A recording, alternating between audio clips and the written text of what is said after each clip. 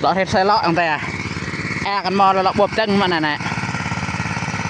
lọ bộp chân mà nó bà vào lọ chuột vào lọ mò ô đa le mường này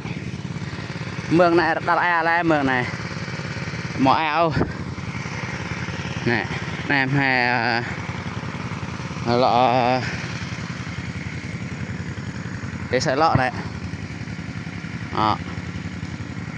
cái xe lọ này rồi đi qua như thế tục cho ra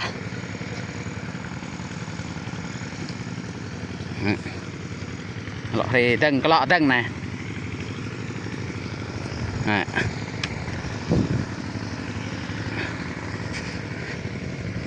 đây lại dễ không thằng này thằng này phải sợ thằng này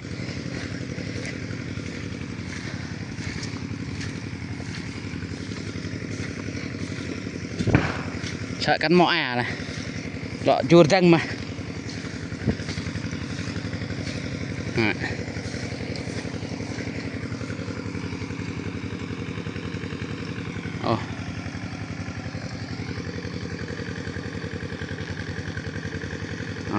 kha như ăn được xài lọn